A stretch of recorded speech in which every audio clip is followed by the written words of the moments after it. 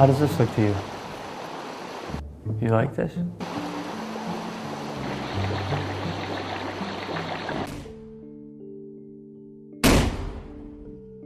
The oil and gas industry is about to invade our lives. They're going to be taking over our neighborhoods, our parks, our roads, and our clean air and water. They tell us that drilling is safe. They're telling us that what's poison isn't poisonous, that what's radioactive isn't threatening, and that it's okay for us to be able to light our tap water on fire.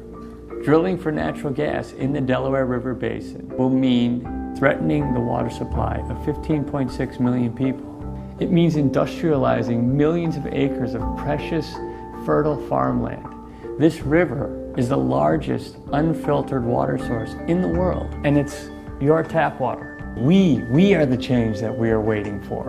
And it's time for us to stand up together to make this world a brighter, cleaner place for ourselves and our children. I'm asking you to stand with me to tell Obama and Wall Street that we are tired of being addicted to fossil fuels. So join me. Now we are going to give you an overview of the hydraulic fracturing process.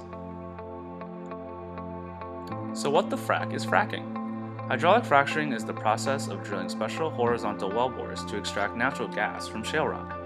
Special fluid is injected at high pressures, which causes fissures and the release of natural gas. This diagram shows the hydraulic fracking process. The main issues from a risk perspective occur at the well injection head and the flowback.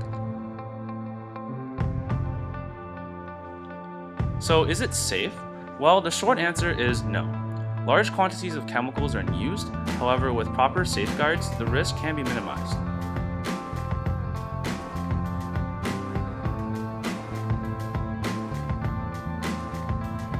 Now we are going to dive into the risk assessment. We will be examining both adults and children. The parameters used to calculate the intake and hazard quotients are shown in the table below.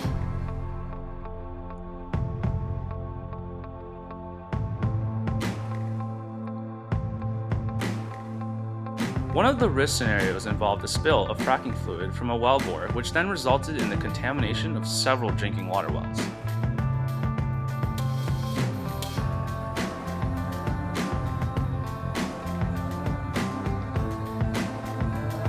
As you can see, the hazard quotient for adults is greater than 1, which indicates that this scenario poses unacceptable risks.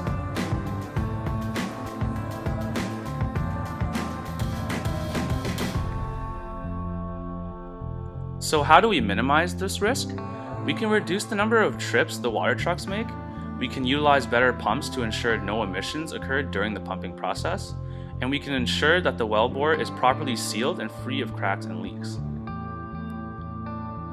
Other measures include potentially recycling fracking fluid for different frack jobs, establishing proper oversight with respect to maintenance, and have regular inspections of fracking wells. Overall, the best way to ensure low risk is to utilize this process away from residential areas. Thank you for listening.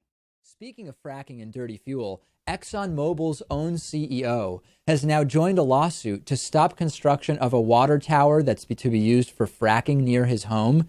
And Rex Tillerson is opposed to this project being near his house, in spite of the fact that ExxonMobil is very involved in fracking. They're very bullish on it. They say fracking is the way forward. We need to be fracking. And Tillerson has been going out of his way to go to town council meetings in Bartonville, Texas, near his estate. He has been spending hours trying to prevent this from being in his own backyard.